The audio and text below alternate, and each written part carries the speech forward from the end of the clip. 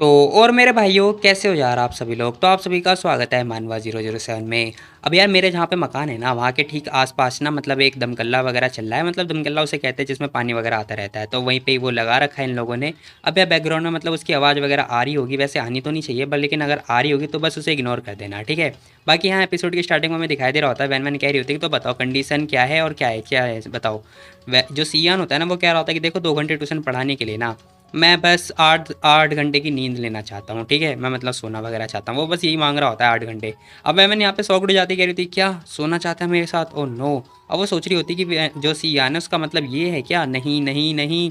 फिलहाल हम देखते हैं वो उससे पूछ रही होती, कह रही होती कि तो बताओ मतलब एक दिन काफ़ी होगा। वो उससे ये बात कर रही होती, कह रही थी कि सिर्फ आज रात के लिए ही सुना है ना। तभी हम देखते हैं जो सियान होता है ना वो कह रहा होता है कि देखो तुम बताओ एक दिन के लिए क्या ट्यूशन पढ़ाना तुम्हारे लिए ठीक होगा, इनफ होगा, बताओ। अब हम देखते हैं वैन वैन कह रही थी कि नहीं नहीं ऑफकोर्स नहीं नहीं, लेकिन मेरे को तो हर रात को पढ़ना पड़ेगा एग्ज़ाम से पहले। तभी हम देखते हैं सियान कह रहा होता है कि तो इस केस में ना हमें भी सोना पड़ेगा डेली, सिंपल सी बात है, हर रात को सोना पड़ेगा। अब सियान ये बात बोले जा रहा होता है लेकिन हम देखते हैं मैंने बहुत ज़्यादा सौ उड़ जाते हैं, कह रही थी क्या डेली सोना चाहता है मेरे साथ, और नो यार ये तो एक्सचेंज गेम खेल रहा है मेरे साथ में। खैर कोई बात नहीं, 8 घंटे की बात है, 2 घंटे के लिए 8 8 घंटे देने पड़ेंगे, क्या करूँ मैं। अब बेचारी को मतलब ना चाहते हुए ये सारा काम करना पड़ेगा। फिलहाल हम देखते हैं सीन शिफ्ट हो जाता है और रात हो चुकी होती है। अब भाई जो वैन सियान होता है ना उसने पढ़ा तो दिया होता है इसे। अब बारी हो चुकी होती है सोने की, लेकिन उससे पहले ना जो वैन वैन होती है वो सो चुकी होती है। अब सियान उसके पास आता है, उसे देख रहा होता है कि ये कैसे सो रही है।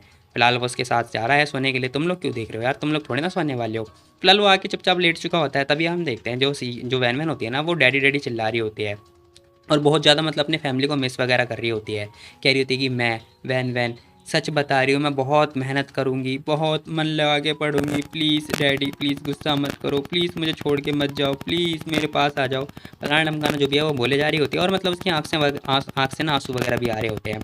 अब सियान इसे मतलब रोते हुए देख लेता है और उसी को देखे जा रहा होता है। फिलहाल वो बहुत ज़्यादा ही रो रही होती है और उसकी आँख से आंसू वगैरह आ रहे होते हैं। अब सियान ने उसकी आंसू वगैरह तो पोंछ दिए होते हैं लेकिन क्या ही फ़ायदा। फिलहाल हम देखते हैं मॉर्निंग वगैरह हो चुकी होती है। अब यहाँ पे ये लोग नाश्ता वगैरह कर रहे होते हैं। तभी वहाँ पे जो वैन वैन होती है, सियान और जो बटलर्स होते हैं, तीनों के तीनों बैठे हुए होते हैं।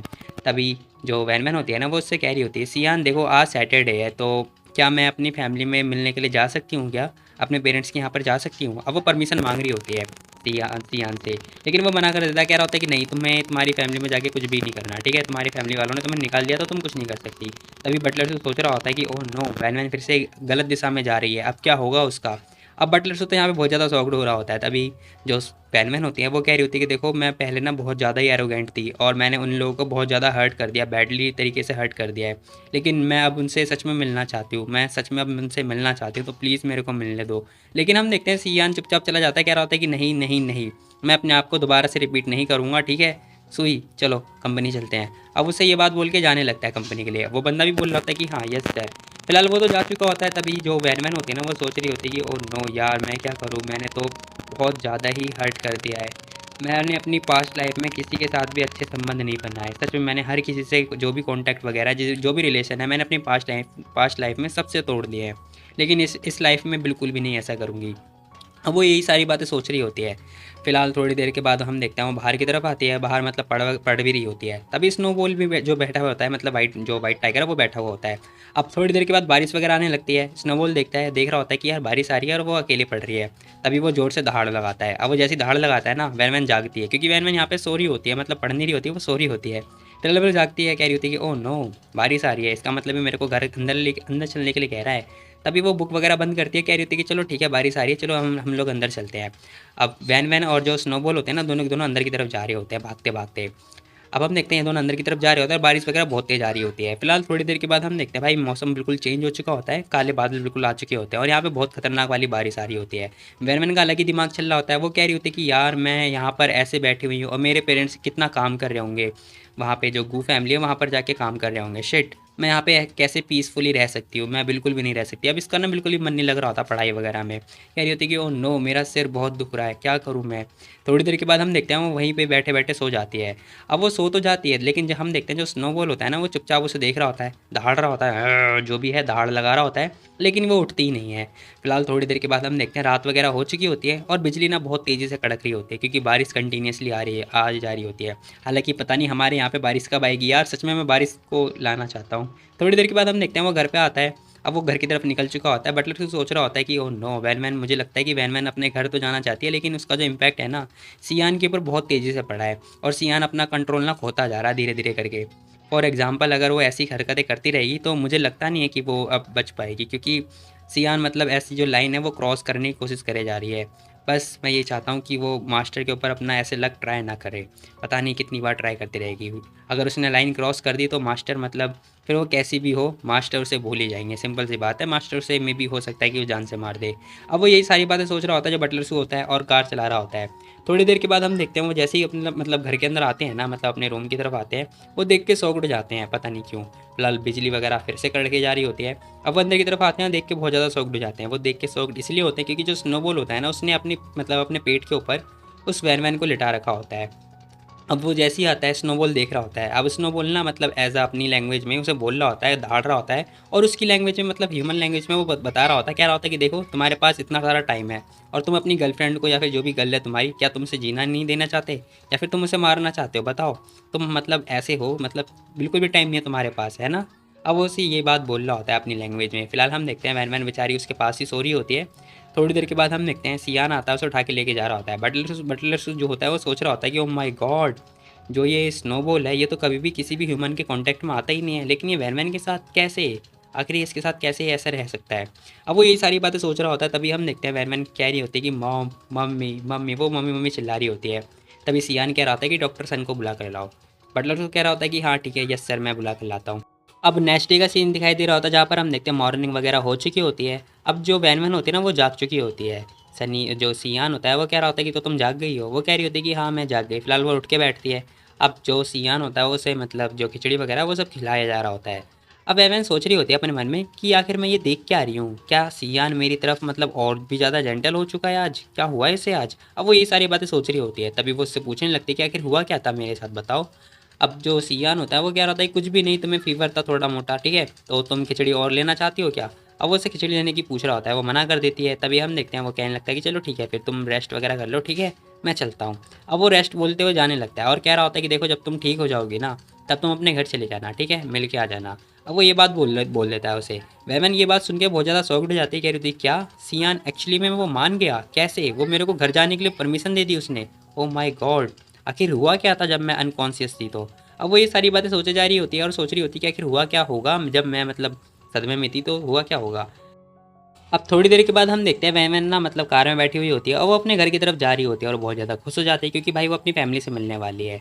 फिलहाल वो कह रही होती है कि मेरे को याद है कि मेरी मॉम डैड कहाँ पर रहते थे और वो मतलब असिस्टेंट वगैरह का काम करते हैं अंकल के लिए, आंटी लिए और उनकी मतलब चाची चाची के लिए, चाचा चाची के लिए। तभी हम देखते हैं वो देख रही होती है कि अच्छा वो इस साइड ही रहते हैं। अब उससे कुछ कुछ बातें याद आ रही होती है। तभी बटलर उसको कह रहे होते हैं कि मिसी देखो आपका जो घर है ना वो आ चुका है, मतलब आपके जो पेरेंट्स का घर है वो आ चुका है। बाकी हम देखते हैं जो वैन-वैन होती है ना वो सोच रही होती है कि मेरे मम्मी-पापा यहीं पे रहते हैं, चलो। अब कार आके रुक चुकी होती है। अब जो वैन-वैन होती है ना वो सोचे जा रही होती है कि मैंने सुना है कि जो डैड है ना वो उनकी हेल्प करते हैं चाचा की, और जो चाचा हैं वो मतलब बॉस बन चुके हैं खुद की तरफ से। मतलब खुद से ही जो सेल्फ होता है वो खुद से बन चुके हैं। अब वो ये बातें सोचे जा रही होती है। फिलहाल हम देखते हैं वो गेट के पास आती है भागती-भागती और कन्फ्यूज़ दिखाई दे रही होती है। कह रही होती है कि मैं अंदर जाऊँगी तो जाऊँगी कैसे? क्या बोलूँगी, क्या नहीं बोलूँगी? वो बहुत ज़्यादा कन्फ्यूज़ दिखाई दे रही होती है। फिलहाल वो विंडो के पास मतलब गेट के पास आती है। आते ही वो देखती है और मतलब बहुत ज़्यादा खुश हो जाती है क्योंकि उसके उसे ना मतलब उसकी मम्मी दिख जाती है। अब हम देखते हैं उसकी मम्मी मतलब जो कपड़े वगैरह वो सुखा रही होती हैं। अब मैंने अपनी मम्मी को देख रही होती है और बहुत ज़्यादा खुश हो जाती है। तभी हम देखते हैं एक जो उनकी चाची होती है ना वो बोल रही होती है, मतलब एमन की चाची बोल रही होती है कि बहन आखिर ये कपड़े ऐसे कैसे हैं बताओ मेरे को। अब वो गुस्सा कर रही होती है उसके ऊपर, कह रही होती है क्या ये तूने वॉशिंग मशीन से धोया है, हैं? अब हम देखते हैं आंटी कह रही होती है कि हाँ आपने ही तो बोला था मेरे को वॉशिंग मशीन यूज़ करने के लिए, इसीलिए तो मैंने वॉशिंग मशीन यूज़ किया। लेकिन हम देखते हैं वो जो चाची होती है ना मेमन की, वो उसे डांट लगा रही होती है, कह रही होती है कि नहीं तुझे हाथ से धोना है, हाथ से धोएगा, समझी तू? अब हम देखते हैं आंटी कह रही होती है कि हाँ ठीक है मैं समझ गई। फिलहाल यहाँ पर ना पता है इन लोगों को मतलब इन लोगों ने क्या कर रखा है, नौकर वगैरह बना रखा है और कुछ भी नहीं। अब हम देखते हैं थोड़ी देर के बाद हम देखते हैं जो उसके अंकल होते हैं वैन वैन के, वो आ चुके होते हैं। कह रहे होते हैं कि अरे तुम लोग यहाँ पर क्या कर रहे हो? अब उसकी लड़की आ चुकी होती है, कह रही थी कि डैड आप आ गए। तभी हम देखते हैं जो उसकी वाइफ होती है ना वो कह रही थी कि नहीं कुछ भी नहीं, मैं तो बहन की ना मतलब हेल्प कर रही थी जो कपड़े सुखाने हैं उसके लिए। अब वो झूठ बोल देते हैं यहाँ पे। तभी हम देखते हैं आंटी पूछ रही होती है कि आखिर मेरे हस्बैंड कहाँ पर है? वो तो तुम्हारे साथ आने वाले थे ना, और वैसे ही वीकेंड पे तो छुट्टी होती है, तो फिर वो तुम्हारे साथ क्यों नहीं आए? अब हम देखते हैं वो जो अंकल होते हैं ना वो मना कर देते हैं, कह रहे होते हैं कि कंपनी मतलब बहुत ज़्यादा काम वगैरह आ चुका है तो वो बिज़ी रहने वाले हैं, ठीक है? और भैया को अभी भी काम मतलब काम में लगे हुए हैं, इसलिए वो नहीं आ सकते। लेकिन हम देखते हैं जो आंटी होती हैं वो कह रही होती है कि अरे तुम्हें पता है ना उनकी कंडीशन बहुत बेकार है, वो बहुत ही मतलब हेल्थ उनकी बहुत ख़राब है, तो फिर तुम उससे एक्स्ट्रा वर्क क्यों करवा रहे हो, ओवर वर्क क्यों करवा रहे हो, बताओ मेरे को। क्यों तुमने मना नहीं किया गया, तुमसे मना नहीं किया गया। आंटी ये बात बोल रही होती है, तभी हम देखते हैं उसकी वाइफ बीच में आती है, कह रही होती देखो अपने आप को, तुम ये कैसे बात कर रहे हो, देखो तुम भाई साहब से ऐसे बात नहीं कर सकती, समझे तुम। एक तो मतलब तुम्हें हमारा उपकार मानना चाहिए, तुम्हें पता भी है मेरे हस्बैंड की रेपुटेशन है वहाँ पर, तुम क्या चाहती हो कि सब मिट्टी में मिल जाए। कंपनी का काम आ रहा है तो मतलब कंपनी का काम आ रहा है, वो करना ज़रूरी है, समझे तुम। और वैसे भी तुम हाँ, इस कंपनी में हमने तुम्हें लगाया है, समझे, तुम्हें समझ में आ रहा है कि नहीं आ रहा। और हम तुम्हें खाना देते हैं यहाँ पे, तो रहने के लिए देते हैं, सब कुछ देते हैं, और तुम ये सब भी नहीं कर सकती। मेरे फादर ने सब कुछ किया है तुम्हारे लिए और तुम ऐसे कैसे कर सकती हो। अब वो आंटी ना बहुत ज़्यादा सुना रही होती है इसके ऊपर, मतलब वैनमैन की मम्मी के ऊपर, कह रही होती है देखो अगर तुम्हें नहीं रहना तो तुम जा सकती हो यहाँ से, ठीक है, निकल सकती हो तुम यहाँ से। अब वो ये बातें बोले जा रही होती है उसे, मतलब ओपनली बोल रही होती है। वैनमैन के यहाँ पे बहुत ज़्यादा गुस्सा आ रहा होता है, वो कह रही होती है कि तुम बस वेट करो मेरा, मैं छोड़ूंगी नहीं। फिलहाल हम देखते हैं वैनमैन सोच रही होती है, कह रही होती है कि मेरे पेरेंट्स ने ना इनकी बहुत ज़्यादा ही हेल्प करी थी, मेरे पेरेंट्स ने इन लोगों की बहुत ज़्यादा हेल्प करी थी, लेकिन इस टाइम मेरे पेरेंट्स को इनकी हेल्प की ज़रूरत है।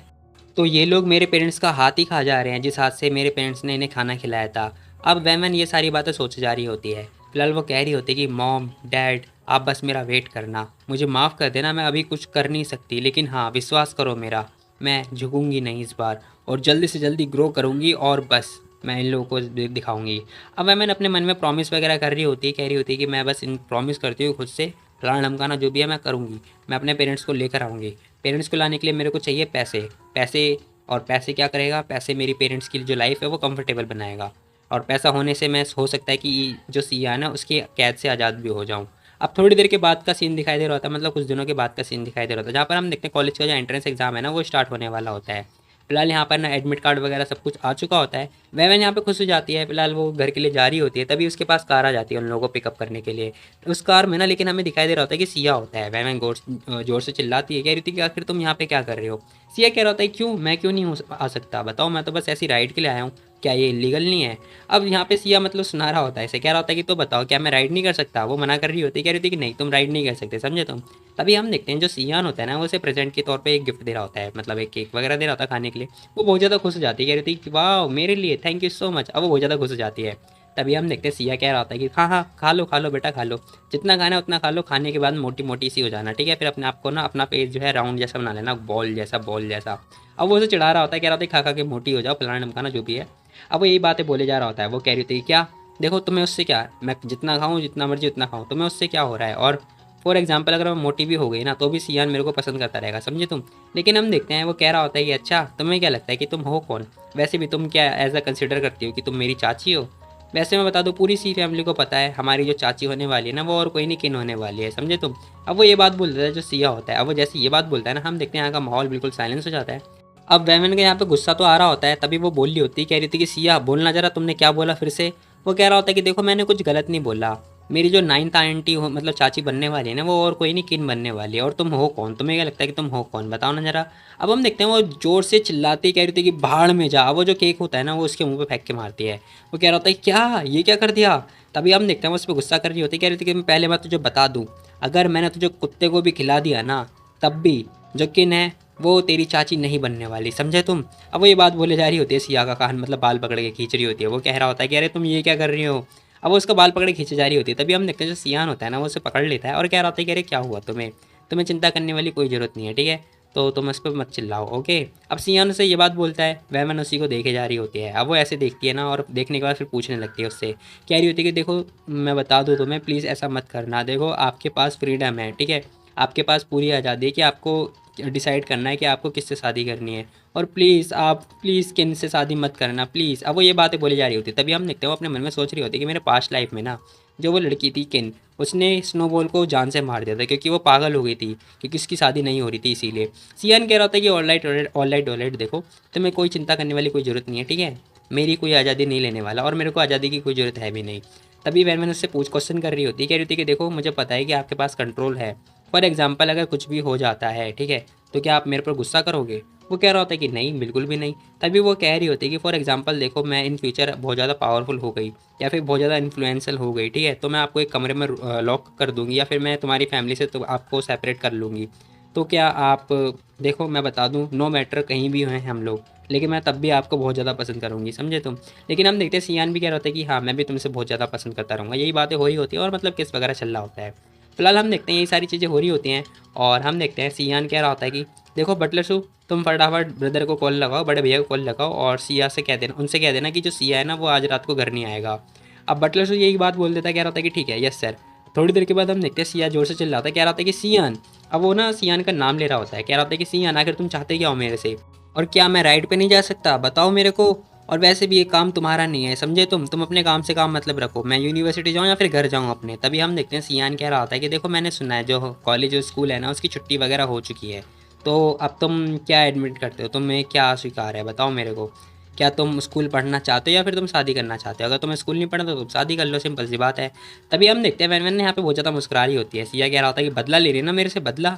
थोड़ी देर के बाद हम देखते हैं ये लोग ना मतलब अपने रूम में आ चुके होते हैं, मतलब अपने घर पे पहुंच चुके होते हैं। फिलहाल यहाँ का जो माहौल होता है बहुत ही ज़्यादा साइलेंस हो रहा होता है। अब सियान जो बीच में बैठा होता है, सिया साइड में बैठा होता है, वो फॉर्म वगैरह फिल कर रहा होता है। वैनमैन भी यहाँ पे फॉर्म फिल कर रही होती है कि इन लोगों को कहाँ पे एडमिशन चाहिए। तभी वैनमैन खड़ी होती है, कह रही होती है कि देखो मैंने ना कम्युनिकेशन जो यूनिवर्सिटी है ना रॉयल वाली, रॉयल कैपिटल, वहाँ पे अप्लाई कर दिया है इन पीआर में, तो क्या मैं वहाँ पे जा सकती हूँ। जो सियान होता है साफ मना कर देता है, कह रहा होता है कि नहीं वो बहुत ज़्यादा दूर है। वो कह रही होती है कि दूर है, नहीं दूर तो नहीं है, अगर दूर नहीं जाऊँगी तो मैं ग्रो कैसे करूँगी, बताओ मेरे को बहुत अच्छे से ग्रो करना है। क्या आप नहीं चाहते कि मैं इंडिपेंडेंट बन जाऊँ और मैं लेडी बॉस बनूँ, बताओ। तभी हम देखते हैं सियान मान जाता है, कह रहा होता है कि हाँ फिर ठीक है तो तुम जा सकते हो। तभी सिया आता है, कह रहा होता है कि हाँ मैंने भी ऑलरेडी फिल कर दिया, अब मैं जा सकता हूँ क्या।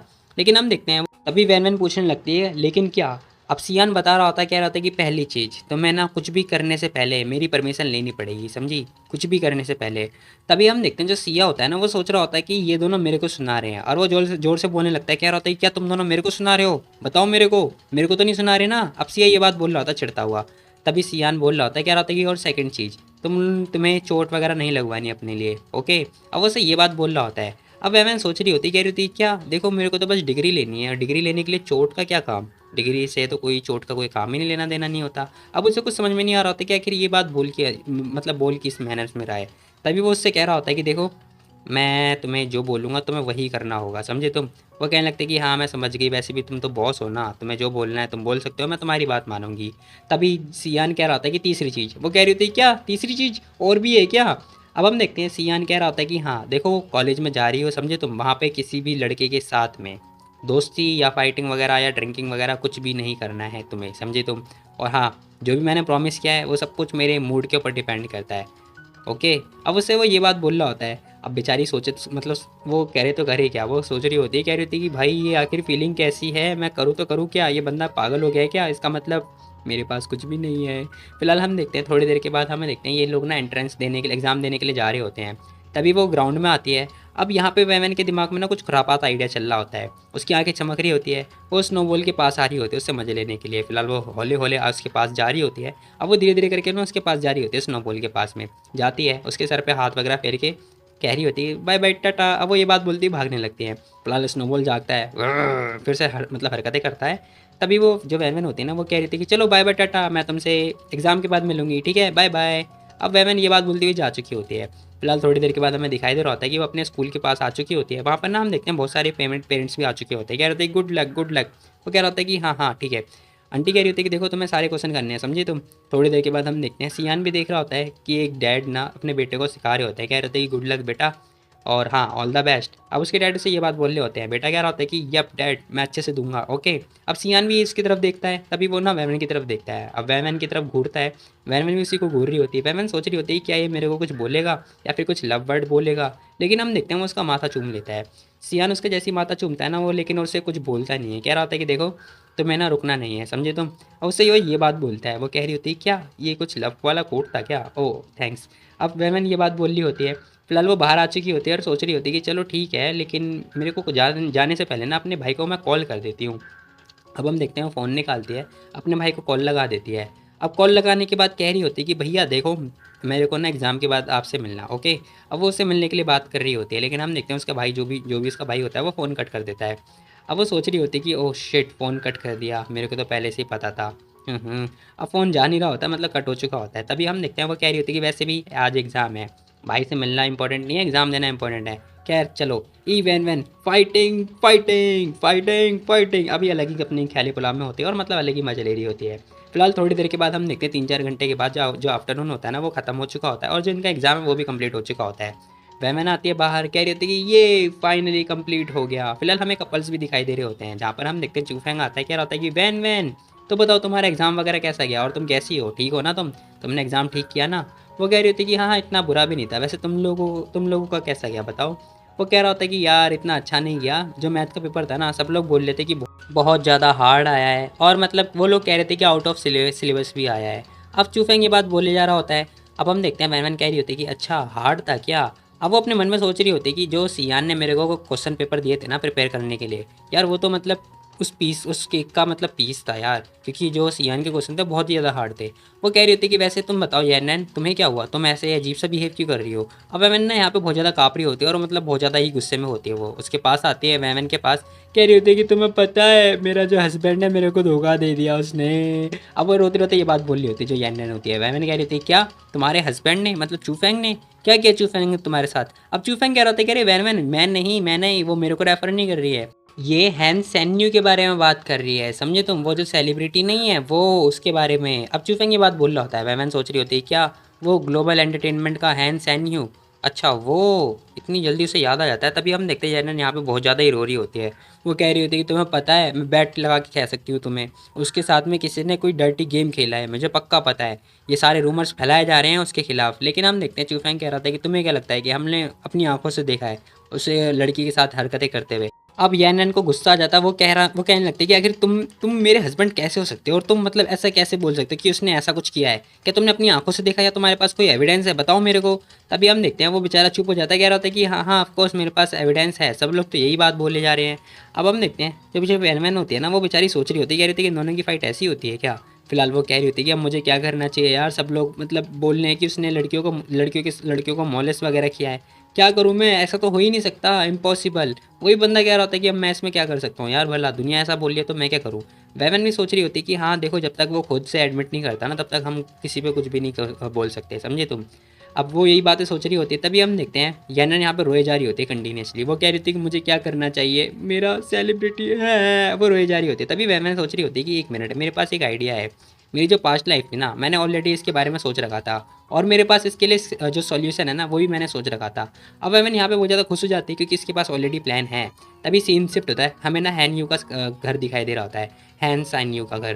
फिलहाल हम देखते हैं सब लोग शोर मचा रहे होते हैं, कह रहे थे कि देखो हैन सान यू यहीं पर है। हाँ हैन सान यू ये बताओ क्या ये सब कुछ सच है जो भी जाओ ने बोला, बताओ मेरे को, तुमने क्या लड़कियों के साथ में ऐसा कुछ किया है, बताओ मेरे को। हाँ हैन सान यू क्या तुम सच में पेडोफिल हो। अब पेडोफिल का मतलब पता है क्या होता है, मतलब वो बंदा होता है कि जो बंदा छोटे छोटे बच्चों के साथ में हरकतें करे, मतलब इन द सेंस 18+ वाली हरकतें करे, छोटे छोटे बच्चों के साथ में, लड़कियों के साथ में, लड़कों के साथ में, फिलहाल वो वाली। अब बंदे कह रहे होते हैं क्या तुम मेंटली पागल हो या फिर क्या हो तुम, बताओ मेरे को। अब सब लोग उस पर क्वेश्चन करे जा रहे होते हैं। तभी हम देखते हैं उसका जो सेक्रेटरी होता है ना वो कह रहा होता है कि हे गाइस देखो तुम लोग ये सब कुछ बिल्कुल भी सच नहीं है, ठीक है, प्लीज़ एक्सक्यूज़ मी। बाकी हाँ आप लोगों को सेटिस्फाई जो आंसर है ना वो हम लोग दे देंगे, बाद में रिप्लाई कर देंगे, ओके। तभी एक बंदा आता है रिपोर्टर, वो फोटो दिखा रहा होता है, कह रहा होता है कि देखो ये सच है, ये बाहर आ चुका है, आखिर ये किस टाइप का सच है बताओ मेरे को, हमें जवाब चाहिए। अभी रिपोर्टर उसकी फ़ोटो दिखा रहा होता है। अब इस बंदे को बहुत ज़्यादा गुस्सा आ जाता है। वो कह रहा होता है कि देखो देखो किसी ने ना बस ऐसी रैंडम जो फोटो है वो क्लिक कर लिया है, मैं तो बस उसके साथ में खेल रहा था और उसे एंटरटेन कर रहा था, समझे तुम। अब हैन ये बात बोल रहा होता है। तभी हम देखते हैं जो बॉडीगार्ड होता है ना वो कह रहा होता है कि एक्सक्यूज़ मी चलो हटो, फोटो वगैरह अलाउ नहीं है। तभी वो बंदा आता है, कह रहा होता है कि देखो बोलने से मना कर दिया, तूने उस लड़की का हाथ पकड़ा और उसके साथ ये सब चीज़ें करी हैं, आखिर तेरी हिम्मत कैसे हुई ऐसे लड़की के साथ में ये सब करने की, बता, यू बीस्ट साले। लेकिन हम देखते हैं हैन को यहाँ पे गुस्सा आ जाता है, वो उस पर मुक्का दे के मारता है। वो जैसे उस पर मुक्का दे के मारता है ना वो नीचे जाके गिर चुका होता है। सब लोग मतलब ये सब कुछ देख चुके होते हैं। अब भाई मीडिया तो होती है यहाँ पर, अब मीडिया को बस एक चीज़ चाहिए होती है, वो 4 बहाने लगा देती है। फिलहाल हम देखते हैं सब लोग कह रहे होते हैं कि देखो ये फ्रस्ट्रेट हो गया, इसे हमने एक्सपोज कर दिया है, हाँ हैन ने रिपोर्टर को मारा, ओ माई गॉड। अब सब लोग उसकी फोटो वगैरह खींच रहे होते हैं लेकिन हैन को यहाँ पे फर्क ही नहीं पड़ रहा होता। उसका सेक्रेटरी कह रहा होता है कि सैन्यू आखिर तुम ये क्या कर रही हो, लेकिन हम देखते हैं वो जा चुका होता है। तभी वो बंदा उठता है, कह रहा होता है कि हैन सैन्यू तू बस वेट कर मेरा, मैं अपना इंसाफ जरूर लेकर रहूँगा और तुझे एक्सपोज करके रहूँगा।